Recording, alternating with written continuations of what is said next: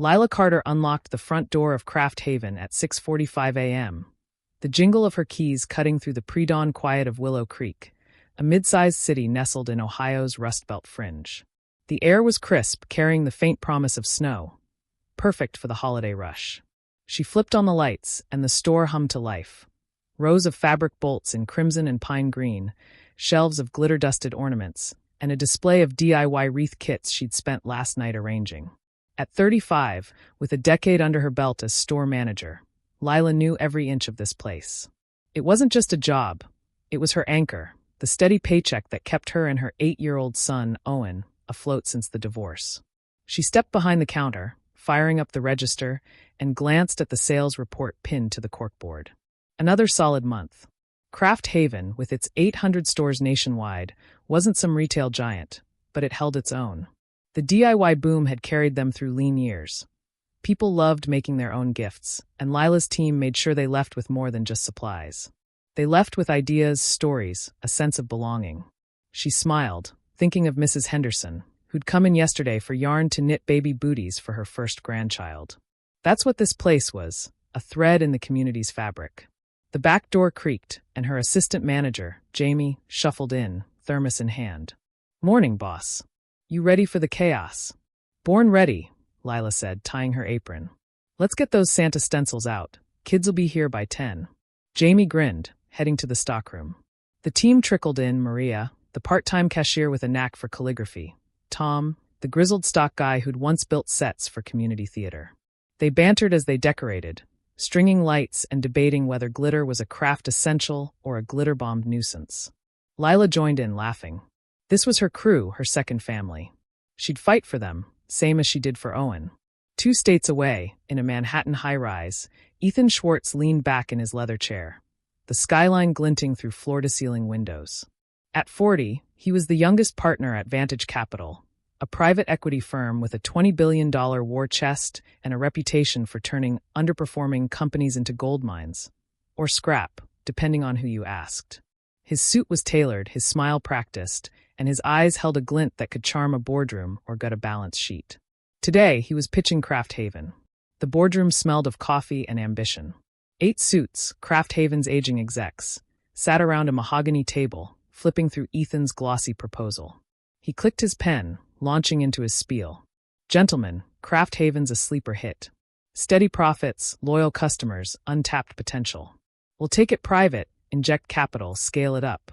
$2 billion, adjustable rate loans at 3%. Cheap money in this market. You cash out, we take the reins." The CEO, a graying man named Fraser, frowned. $2 billion's a lot of debt. "Our margins are solid," Ethan cut in, smooth as silk. "We've run the numbers. Interest rates are stable.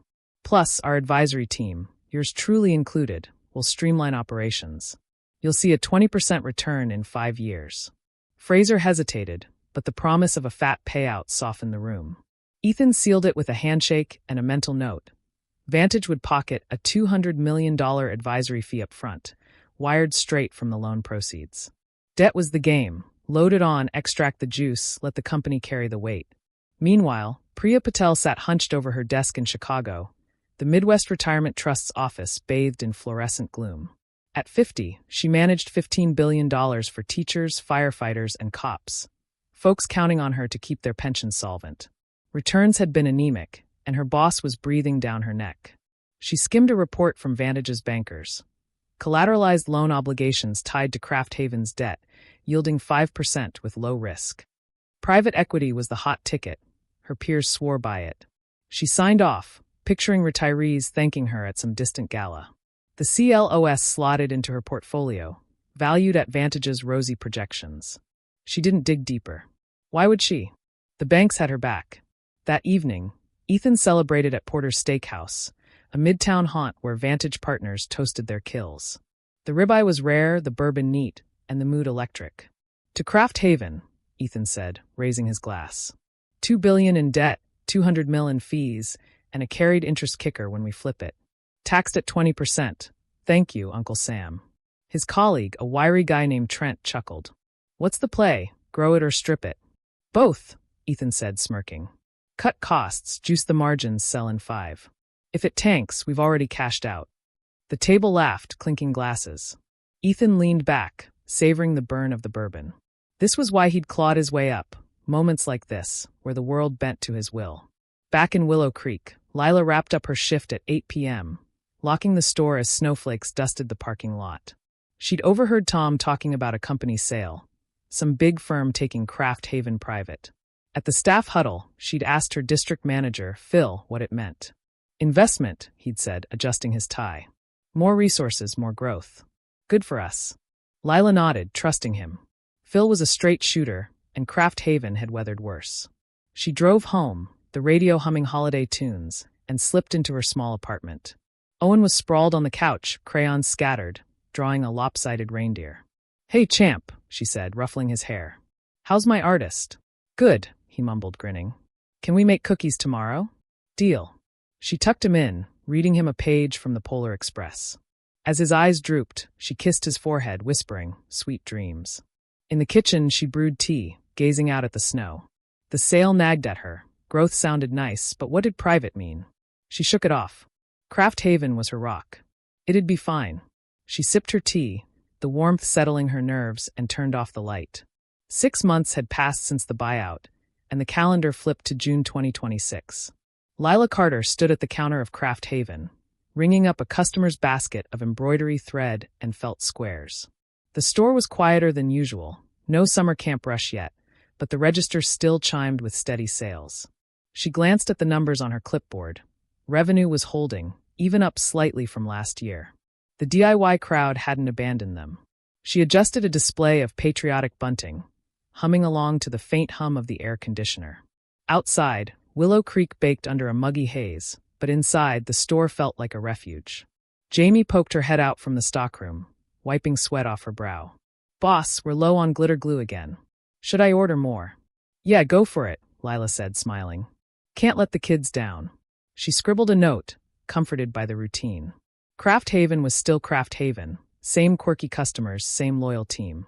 The sale to Vantage Capital felt like a distant headline, something for Suits to fuss over. Phil, her district manager, had called it a new chapter in January, and so far, nothing had changed. She'd even gotten a small bonus in April, proof, she figured, that the investment was working. In Manhattan, Ethan Schwartz leaned against his office window, swirling a coffee mug as he watched the Hudson glitter below. The Fed had just hiked rates to 6%, a 2-point jump since the Craft Haven deal closed. His phone buzzed with a text from Trent. Rates up. Refi still good? Ethan smirked, typing back. Plenty of runway. They'll carry it. The adjustable rate loan, $2 billion at 3% when they signed, was now costing Craft Haven closer to $120 million a year in interest, double the original load. He didn't sweat it. Debt was the lever. The company was the fulcrum. If it creaked, they'd adjust. He tossed the mug in the sink and grabbed his jacket. Time to advise. The first sign of trouble hit Lila's inbox a week later. A corporate memo titled Operational Adjustments. She read it twice, her stomach sinking. Craft Haven's interest payments had spiked, and Vantage was tightening the belt. 10% staff cuts across all stores, effective immediately. She called her team into the break room, the air thick with the smell of burnt coffee. Maria fidgeted with her apron. Tom crossed his arms, scowling. I've got to let half of you go, Lila said, her voice cracking. It's not performance, it's orders from up top. Debt's eating us alive. Debt? Tom snapped. We're making money. I saw the numbers last week. I know, Lila said, helpless. It's the loan they took to buy us. Interest went up, and now, she trailed off, handing out severance slips. Maria cried quietly. Tom stormed out, muttering about vultures. Lila kept 2 part-timers and Jamie, barely enough to run the store. That night, she stayed late, staring at empty workstations, guilt gnawing at her. Ethan arrived at Craft Haven's HQ in Columbus the next day, a glass and steel tower dwarfing the old brick warehouses nearby. He met with the execs, Fraser, and a handful of holdovers, pushing a new plan. Sell the distribution centers, he said, tapping a spreadsheet. Lease them back. Frees up cash, cuts the bleed. Fraser balked. That's our backbone. We'll lose control. You'll lose more if you don't, Ethan cut in, voice smooth but edged. Interest isn't slowing down. This keeps you afloat. The room caved, he'd expected it. Vantage pocketed a $50 million advisory fee for the idea, wired from Craft Haven's dwindling reserves. Ethan justified it to himself. Efficiency drove value, and they'd hired him to steer the ship. If it listed, that was on them. In Chicago, Priya Patel reviewed her quarterly report, a faint smile tugging at her lips. The CLOs tied to Craft Haven's debt were still paying out, 5% steady, a lifeline for her pension fund. She didn't see the layoffs, the asset sales, the strain. Vantage's updates painted a picture of restructuring for growth, and the banks vouched for the paper. She penciled in a 10-year valuation, booking the gains as assets. Her boss clapped her on the shoulder at the staff meeting. "Nice work, Patel. You're keeping us in the black." She nodded, ignoring the niggling doubt about digging deeper. The retirees needed her to deliver. Lila found the memo by accident. She'd stayed late again, sorting inventory to keep her mind off the layoffs, when a stack of papers slipped from a shelf, corporate filings, left behind by some harried accountant. She skimmed one, then froze. Vantage Capital advisory fees. $250 million, Q1 to Q2 2026. $250 million. Her store's entire revenue last year was $1.2 million, across 800 locations, maybe $1 billion total. She did the math in her head. Vantage was bleeding Craft Haven dry, and the debt was just the start. She drove to Phil's office the next morning, the memo clutched in her hand. He was at his desk, tie loosened, looking older than his 48 years. "What the hell is this?" she demanded, slapping it down. Phil sighed, rubbing his temples. "It's how they operate, Lila. They borrow big, charge fees, call it strategy. I don't like it either, but it's above my pay grade." "Above your pay grade?" she shot back. "They're firing my people for this, profitable people. How's that strategy?" "It's their company now," Phil said, voice flat. "We're just the help." Lila stormed out, fury simmering. She'd trusted the suits, believed the investment line.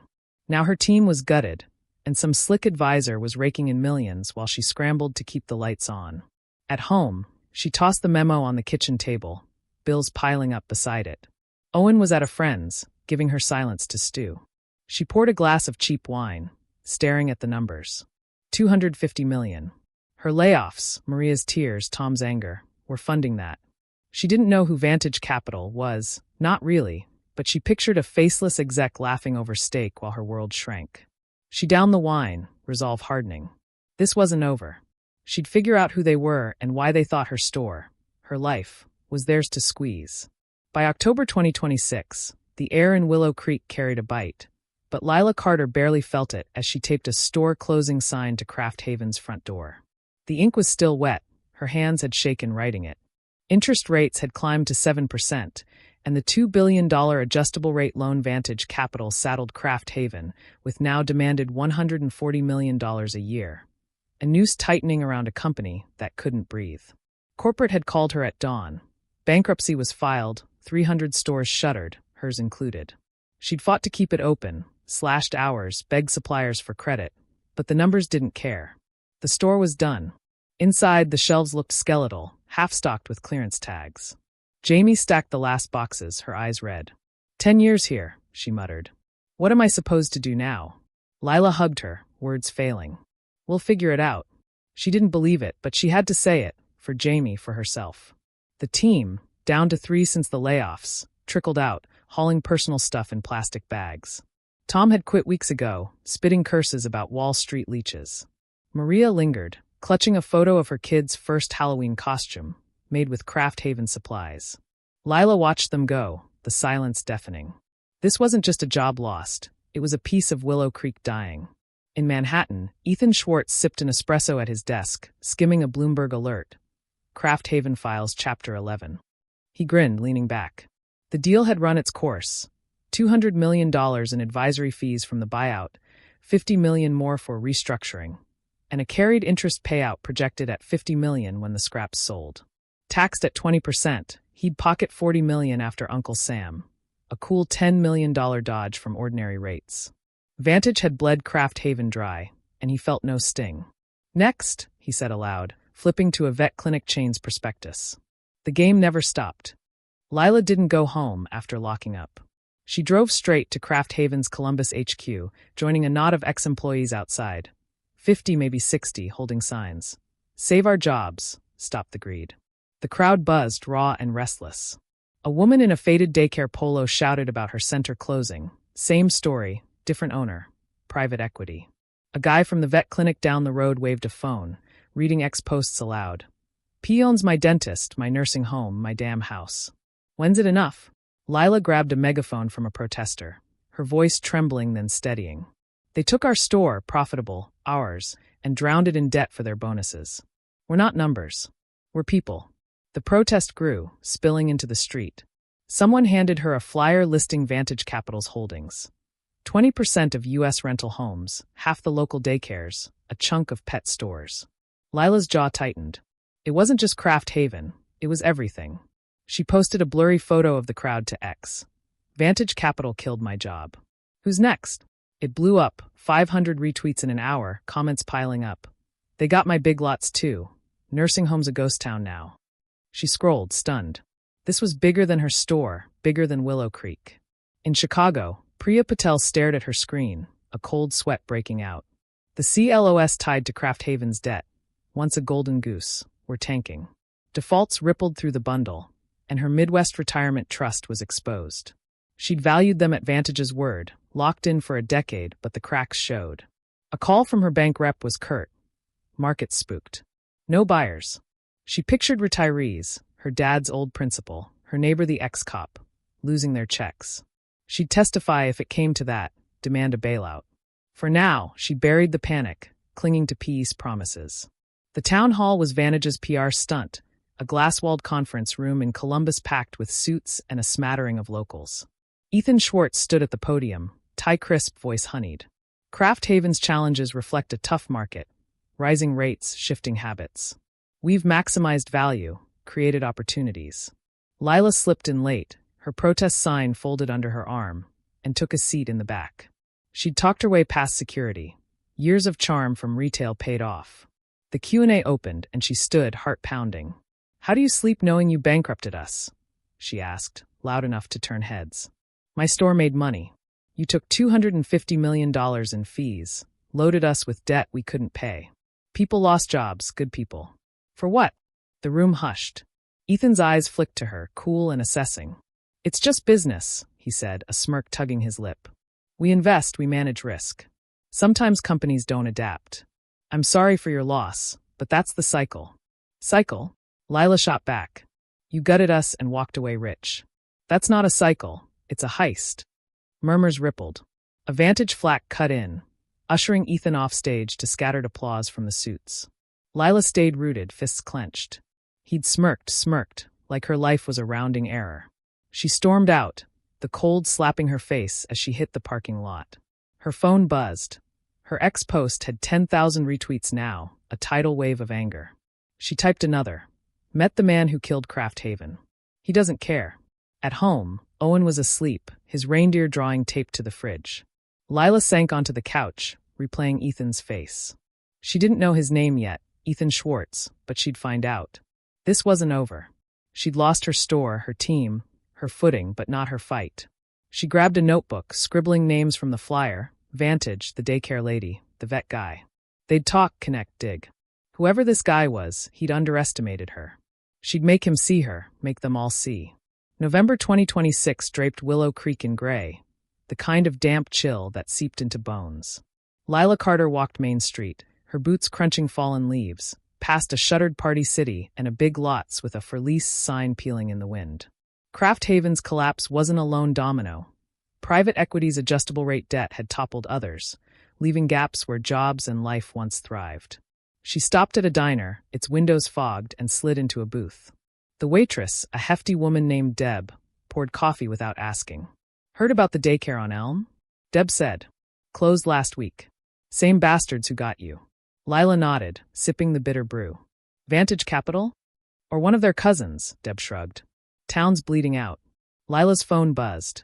Her ex-post from the town hall had hit 50,000 retweets, a wildfire of shared stories. P took my pet store. Lost my rent house to their evictions.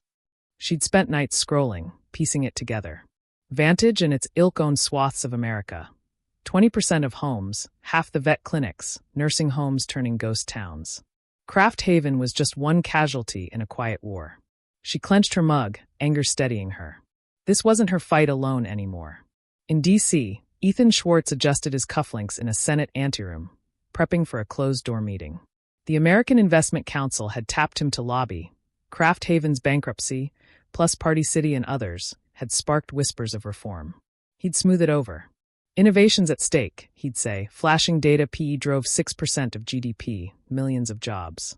Never mind the wreckage. Congress loved a growth story. He smirked, thinking of the $5 trillion bailout chatter swirling around pension funds. If it landed, Vantage would snag advisory gigs, another windfall. The cycle churned on. Lila met Tara Hensley at a coffee shop 2 days later, a journalist with sharp eyes and a recorder. Tara had DM'd her after the ex-post. Let's talk Vantage. Over lattes, Lila spilled it. Kraft Haven's profits, the $250 million in fees, Ethan's smirk. Tara scribbled, then pulled out a laptop. It's not just you, she said, clicking files. Vantage owns 15% of U.S. rentals, jacked rents 30% last year. They've got daycares, HVAC firms, doctors' offices. Same playbook, debt fees collapse. Lila stared at a chart. Hundreds of companies, billions in adjustable rate loans. How's this legal? It's not illegal, Tara said. Dodd-Frank barely touches them. They dodge taxes with carried interest. Billions saved while we pay the price. They hatched a plan, a documentary, The Great Short 2.0, tying PE's bubble to the '08 crash. Lila handed over the memo, her voice steel. Show people what I saw. In Chicago, Priya Patel stood before a Senate panel, her hands trembling as she gripped her notes. The Midwest Retirement Trust was hemorrhaging. Kraft Haven CLOS had cratered, dragging others down. We need a bailout, she said, voice thin. Retirees can't wait. The room hummed with murmurs. A senator leaned in. How'd you miss this? Private equity promised stability, she said. Banks packaged it, we bought it. She didn't mention the 10-year valuations, the glossed-over risks. Behind closed doors, Vantage's lobbyists, Ethan among them, pushed a rescue package. $500 billion floated. Priya left the stand, guilt gnawing. She'd trusted the system, and it was failing. Lila and Tara filmed that week, shuttered stores, evictions, a nursing home with peeling paint. Lila spoke to the camera outside Kraft Haven. They took our jobs, our homes, our care. For profit. Her phone lit up. Ex-followers hit 10,000, her latest post viral. PE owns your life and bets it'll fail. Comments flooded. My vet's gone. Rents doubled. She met the daycare woman, a vet tech, a tenant, all PE victims. They formed a loose coalition, voices rising. The Great Short 2.0 trailer dropped online December 1st, a 2-minute gut punch. Lila's protest, Ethan's town hall quip, clips of hollowed-out towns. It racked up 1 million views in a day. Lila stood at a rally in Willow Creek's town square, megaphone crackling. They think we're disposable, she shouted to 100 faces, laid-off workers, evicted families. But we see them now. We fight back. Cheers erupted, fists raised. Her ex swelled. 100,000 retweets. A hashtag trending. Hashtag stop the vultures. Ethan watched the trailer on his tablet. Yacht docked off Miami. He chuckled, texting Trent. Cute. Won't change a thing. Congress was leaning toward the bailout. Pension panic trumped populist noise. He'd pushed the carried interest line hard. Tax us more, you kill jobs. It stuck. Vantage was already pitching advisory roles for the rescue cash. He poured a scotch, the horizon endless. Let them scream, he'd still win. Lila drove home from the rally, adrenaline fading. Owen slept over at a friend's, leaving her alone with the echo of the crowd. She opened her notebook, names and numbers scrawled, her coalition, her army. The trailer was a start, but Vantage wouldn't flinch easy. She'd seen Ethan's type, untouchable, smug. She Googled him after the town hall. Ethan Schwartz, Vantage partner, $50 million net worth. His face stared back, that smirk etched in pixels. She slammed the laptop shut, resolve flaring. He'd underestimated her town, her people. She'd make it cost him. Not today, but soon. January 2027 broke cold over Willow Creek, the sky a flat slate above a town still reeling. Lila Carter sat in her living room, TV flickering with the premiere of The Great Short 2.0. The documentary hit hard, grainy footage of Kraft Haven's empty aisles, a tenant crying outside a foreclosed home. Ethan Schwartz's clipped, "It's just business," from the town hall. The screen cut to a yacht gliding off Miami, a narrator intoning. Private equity extracted billions while communities crumbled. Lila's voice closed it. They bet on our failure. We're still here. The credits rolled, and her phone lit up. X buzzing with hashtag Stop the Vultures. 1 million views in hours. She stepped outside, breath fogging, and joined a vigil in the town square. 100 people huddled, candles flickering against the wind. Laid-off clerks, evicted families, a nurse from the shuttered home down the road. Deb from the diner handed her a lighter. Saw it, Deb said. You're a damn hero.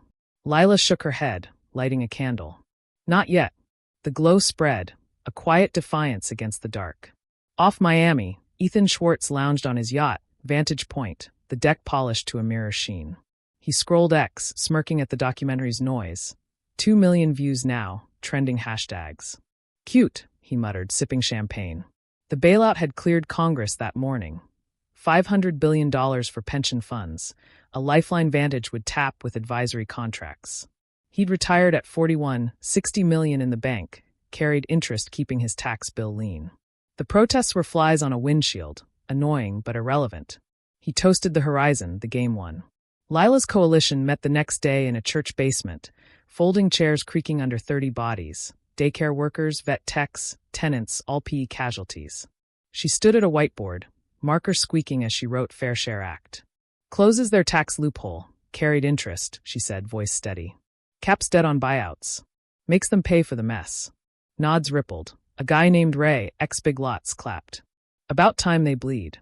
Tara, the journalist, chimed in. It's got legs, senators are listening after the doc. But Vantage's lobby is a wall. Lila knew it. Ethan's DC play had stalled reform before. They'd mailed 5,000 letters to Congress, rallied in 6 cities, hit X with hashtag Fair Share Now. It trended, but money talked louder. She clenched her jaw. We keep pushing. In Chicago, Priya Patel watched her office empty out, the Midwest Retirement Trust gutted. The bailout saved retirees' checks, but her fund was toast. CLO losses too deep, her career ash. She testified again, voice breaking. We trusted private equity. They sold us a lie. Congress didn't care. Vantage's $50 million lobbying haul that year greased the rescue. No strings attached. She packed a box, a photo of her dad's retirement party on top. He'd taught 3rd grade 30 years, she'd failed him. The bailout flowed, and Vantage cashed in, $100 million in fees projected. Priya drove home, shame heavy. The Fair Share Act gained steam. 20 co-sponsors in the House, a Senate hearing set. Lila spoke at a D.C. rally, 2,000 strong outside the Capitol. They own our lives and dodge the bill. Tax them fair, stop the debt trap. Cheers roared, but Ethan's shadow loomed. Lobbyists swarmed, whispering job killer in every ear. The bill teetered, 1 vote shy. Lila left the mic, hope fraying but alive. Ethan docked Vantage Point in the Bahamas a week later, the sun searing as he stepped onto a private beach. He'd sold his Vantage stake, cashed out clean. The Fair Share Act was stalling. Cinema and a handful of holdouts tanked it, citing economic risk. He grinned, popping a bottle of Dom Perignon. The documentary, the protests, Lila's voice, they'd dented nothing. He toasted himself. To the cycle. The bailout was his parting gift. Vantage would rake in fees, and he'd watch from the sand untouchable. Back in Willow Creek, Lila lit a candle at another vigil, the crowd smaller now, 50 weary but there. Owen stood beside her, mittens dangling, holding a glow stick. For your store, he asked. Yeah, champ, she said, throat tight. And everyone else's. The flame danced, fragile against the night. She spoke to the group, voice low. They can't hide forever. We'll keep fighting, new laws, new ways. Nods answered, faint but firm. Her ex hit 200,000 followers, a slow burn growing. The Fair Share Act was down, not dead. She'd regroup, hit harder. The TV flickered later, a split screen burned into her mind. Ethan's yacht slicing blue waves, her candle trembling in the cold. She turned it off, staring at Owen's reindeer drawing on the fridge.